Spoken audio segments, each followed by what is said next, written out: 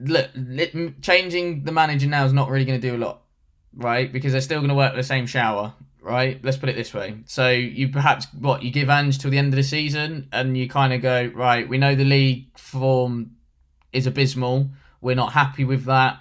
Okay, we've gone into the quarterfinals and gone out. If we do, that is of the Europa League. We could end up with the Europa League trophy, which would be great. But the thing is, for me, if we do, I think Ange gets the grace, but then of a little bit more time. But then, does he get supported? I'm not saying backed. I'm saying supported. Does he get supported in terms of getting the players out that he doesn't want anymore? Does he get supported in terms of players coming in?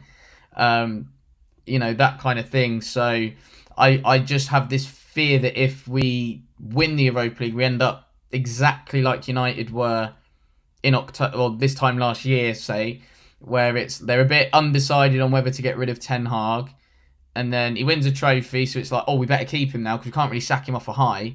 But then we start the season dreadfully, and then Ange is gone, and then we're scratching our heads going, who's around? Yeah, I get you. I think it's probably, even if Ange does win, I think even for him, save his reputation by leaving on the high, and then he can look for another job elsewhere. We can go in a different direction potentially with another manager. Who that is, I don't know. I mean, everybody's talking about Iraola at the moment.